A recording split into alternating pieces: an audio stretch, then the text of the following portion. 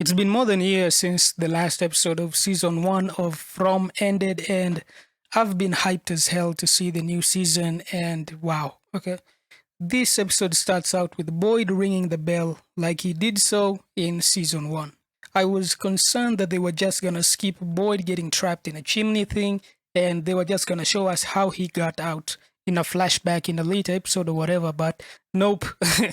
Turns out all of that was a dream. It was a dream all along, and Boyd is still stuck down there. So obviously, Boyd tries to get out of the chimney, but nope, it doesn't work. So he gets really frustrated and starts saying random cuss words and just screaming like crazy all over the place. Then we cut back to the bus that we saw arriving in season 1, in the ending of season 1. We found out the guy from the trailer that was having a seizure in the trailer is called Elgin, and this is by far the most interesting person on the entire bus, the most interesting new character. First of all, Elgin seems like he knows about Fromland. Eventually he mentions that he saw it, or he saw this place in a dream, or maybe it was a vision, or maybe it was a memory. Maybe. The way Elgin talks about Fromland really reminds me a lot of what Abby said. In the same way that Abby said it reminded her of a dream she had when she was a little girl. Elgin tries to warn the people on the bus about Fromland, but of course, nobody believes him. Nobody would believe someone like this in reality. Like, let's be honest, I wouldn't, you wouldn't, nobody would. Because to us, he just looks crazy. To somebody who doesn't know about the situation, he looks crazy. He ends up puking on this one guy who's a massive asshole, and it seems that coming to Fromland is really affecting him physically and mentally, almost like he's having a really bad reaction to being exposed to this place for whatever reason. And once again, I'm saying he has a seizure in this episode. Jim, of course, ends up going to the basement to look for his wife because of what happened during the phone call with the guy who answered the phone in the last episode. He goes down there and finds the floor of the house totally collapsed, and all of the furniture and wooden planks are covering up the entire hole in the basement. So he doesn't know if Tabitha is alive or dead because she's not talking, she's not saying anything. So in his mind, he's thinking maybe she's buried by the rubble or something like that. So he starts pulling out the debris so he can know for sure whether or not she's dead or if she's alive. Julie goes chasing after her dad because she saw him running away, and he tells her that she needs to find people who can help them to remove all of the stuff from the hole so they can rescue her mother. Some guys from the bus end up agreeing to going to help them remove all of that stuff and rescuing the mother, but we find out that the house that was collapsing in the season 2 trailer was in fact the Matthews house. So Jim and the bartender and those two guys from the bus that were helping out, they all get trapped underneath the house when it collapses.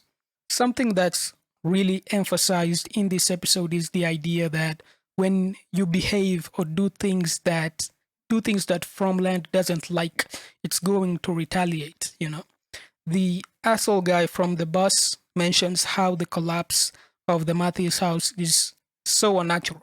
And we have this one scene between this woman and Jade, and she says it's crazy how the lights blew up by themselves, and that it's crazy how that random storm came out of nowhere in the last episode.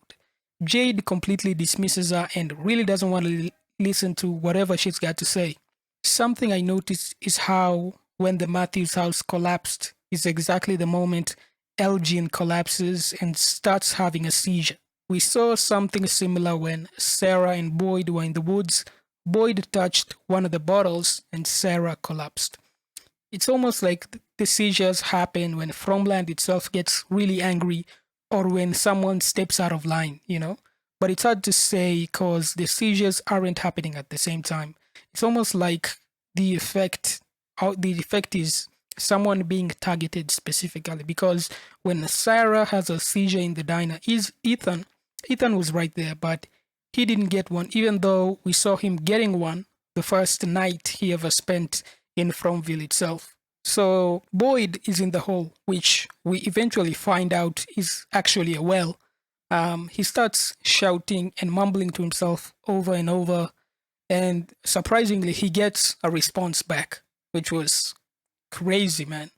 Like the possibilities about what this could mean started going off all over my mind, man. And he hears a voice greeting him, and then the voice asks him if if he's actually real, if he's actually real or not. And the voice eventually agrees to help Boyd, but only if Boyd is gonna help him out as well. So obviously Boyd agrees, cause no shit, he doesn't want to die in a fucking wells. The old guy tells him he has to climb, and then throws down a rope for Boyd to climb on.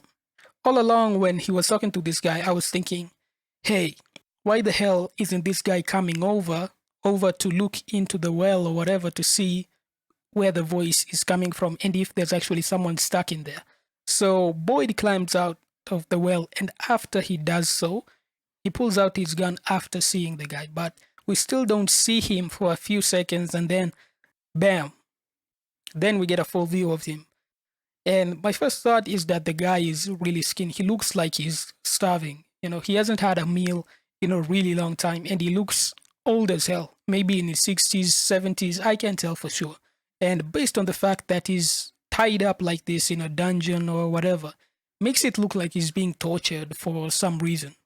And notice how the place the old guy is kept in doesn't have electricity, and it's lit up by torches. And look at the architecture. Look at how the walls were constructed. It could be the lighthouse, or maybe Boyd was transported to not just a different place, but a different time, somewhere in the past. This guy says some things that I think are really important to figuring out the story of this place and what's going on here. When Boyd is still in the well, the guy tells Boyd he needs to hurry up and climb out because they will be back soon. We still don't know who they are, but I have a really good idea about what their goals might be, and I'm definitely making a video on that very, very soon. The guy asks Boyd if that's a gun he's carrying, and he says that his eyes don't see as well as they used to. If he's from a much earlier time period, it makes sense that he's not necessarily able to tell if that's a gun or something else, because obviously guns looked very, very different back in the day. But it could simply be this is the lighthouse and it was built a long time ago, so that's why it looks like that. Some people theorized that the monsters are using the electricity or the wires themselves to spy on the people in the town, and maybe that's why these guys don't have them. He says it's good that Boyd has a gun and that it'll make it easy, whatever that is. The guy asks Boyd to take him out, as in kill him, and considering his living situation, I really can't blame him. When Elgin gets sick, he gets taken care of by this one passenger, and another one who tells us that she's a pediatric nurse. She's also the same person we see helping him throughout the entire episode, and whenever he has a seizure or whatever.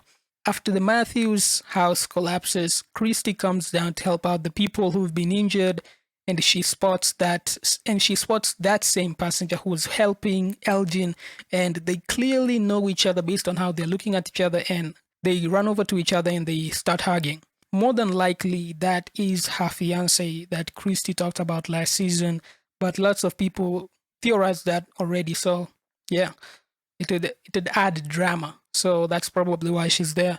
In my opinion, I don't see how she could leave past this season. I'm talking about the nurse, the pediatric nurse, because the writers were heavily hinting at Kenny and Christy's romance in the last season, so it'd be very surprising for me if that doesn't happen.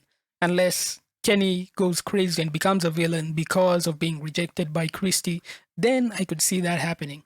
But if it's revealed that Christy's fiance already married somebody else when Christy was, declared missing or whatever, then maybe that's how she could live through any more possible seasons of the series.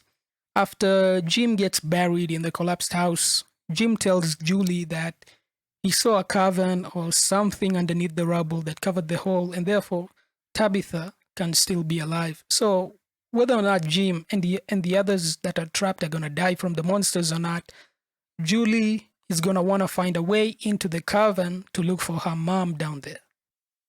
When Tabitha and Victor are in the caves, we see a lot of interesting things. We see clothes, toys, and a suitcase with a dress. For some reason, Tabitha gets really distressed when she sees the suitcase and the dress. It makes me wonder whether or not that dress belonged to her at some time. Kind of like what we saw with what was it? A bracelet, I think, that she made for Jim and they found in the basement or whatever. Ethan talks to Jade. Ethan talks to Jade and asks Jade why is he so rude. Jade apologizes and the two of them go into Victor's room. Jade wants to see exactly what Victor's hiding in his room because he knows that Victor has been there the longest, so he knows the most about that place. And he wants to ask Victor the meaning of that symbol that he keeps seeing all the time. Jade also wants to ask Victor about the man in that old photograph that Jade found. The same guy who owned the journal full of drawings with that same symbol that Jade keeps seeing. So obviously Jade he's got a lot of questions about what that symbol is and who that guy was and why he kept having the same vision why he kept seeing the same symbol that Jade kept seeing. Remembering that the symbol was written all over the cave, that's an interesting idea to consider that it might be a bad symbol. Ethan tells Jade that they don't know if it's a good symbol or a bad symbol and that there's both types of symbols, so they should be cautious about it. They should be cautious about what it can do. Because Victor is in that photograph, he presumes that Victor knows who the guy is and therefore he might also know what that guy said about the symbol or its meaning, or that Victor might just have gained that knowledge throughout the decades that he's been here. Anyways, when they're in the cave, we saw Victor getting freaked out when he saw a doll. A specific doll in the cave made him really freak out, and he starts acting like a child, which is crazy because even though we know Victor is obviously very not well adjusted it's obvious. He's been there for like 40 years. Nobody wants to live in a place like this for 40 years. It's a shithole, man. It's terrifying and it's a shithole. Anyways, Victor sees the doll and absolutely breaks down when he sees it, and he's never done anything like that before. I think the old guy in the picture is Victor's dad, and I think that the doll Victor saw in the cave belonged to Victor's sister. Both of them probably died on the day we saw during Victor's flashback last season. And I think that's why Victor completely broke down, because he remembered his sister. When they're down in the cave, we see those withered and deformed bodies lying all over there, and they look like they've been drained of blood. I thought it was strange that they weren't tortured or eaten like the usual victims of these monsters, but it turns out that these are the monsters themselves, but that's how they look like when they're sleeping. They look kind of different than when we saw their monster forms when they attacked the guy in the box last season. I have a theory on why they look like this. They look kind of that it was hard for me to tell that they were the monsters themselves. And I think the reason why they look that way, and I have a theory on why they look like this, and it's related to how our characters may be able to injure and kill them. The items in the cave look really old, and the design of the bicycle and the wheelchair and the really old-timey, maybe 1930s type of TV definitely caught my eye. I'm so confused, and I'm also so confused on what those kids in the cages are supposed to be. We saw that there was some sort of jenga blocks or whatever that was set up right outside of their cages, and the kids are also awake during daytime, unlike the monsters themselves. So it makes me wonder if that's how every creature used to look, or if they're a different type of creature we haven't seen. But then, what's the point of putting them in cages, and what's the significance of the jenga blocks? I'm thinking it's a seal to prevent them from leaving, but what's the point of a seal if the kids themselves can just roll down a rock and knock it down, Or maybe it's just a game that they play for fun? I don't know. I know we've seen Tabitha teaching Ethan how to build one of these things in one of the promotional screenshots. So they're definitely going to be important this season. It's possible that the old guy Boyd ends up meeting after climbing out is the same guy who wrote the symbols in the book, and that is Victor's dad. But I think we see that same guy from the photo approaching Jade in one of the trailers, but it's hard for me to say if that was a vision or if it was happening in real time. The dolls might have more significance because we see Jade get mesmerized by one of them right after he sees that symbol again. And I got the vibe that the dolls were some sort of camera or something, and that's how these people or the monsters know so much about the people living in the main town. But I don't know. Adding on to the idea that there's at least one other group of people in Fromland apart from Boyd's group, let's talk about the bartender, because when Julie comes to ask for help and says that her mom's trapped in the basement, Tom, the bartender, tells Ellis to stay behind and let him handle it, to stay with the people at the bus and let him handle whatever's going on in the basement. Which makes sense because Ellis has a broken arm, but there was just something about the way he was talking that rubbed me off the wrong way. He then says he's good at crowd control. The way he handles that situation makes it seem like he's a good actor. And the things that he was saying, it makes it seem like he's a good actor. Jim tells him that Tabitha was digging, and then the bartender asks why was she digging? And he says that they wanted to find where the lights are coming from. The bartender just has this reaction of, you can't be serious. Oh, how dumb are you people? I got that vibe from the interaction. He also mentions that the floor collapsing seemed strange to him. And yeah, that's once again goes back to the idea that they're making this place angry. I think considering the old guy that Boyd ended up meeting and how he said, "Good, you have a gun." My theory is that there are people in Fromland whose mission is to prevent the place from getting angrier, and therefore they get angry at people like the Matthews and people like Jade because they're trying to leave. I think that's what was meant when the voices told Sarah that the last time 2 cars showed up, everybody died because of the people in the cars. And I've talked about this idea in some of my other videos. I think that they imprisoned that old guy because he kept trying to leave, and therefore he kept making the place angrier and angrier. I also think the old guy might have telepathy or something, because it doesn't make sense to me at all how he gave Boyd the rope while he was so far away. It doesn't make sense. And so tell me, do you think Jim is actually gonna die? Because I don't see how all 3 of those guys can possibly survive the night. But maybe if enough of the people from the bus serve as mid shields for them and get eaten instead, then they may live. I don't know.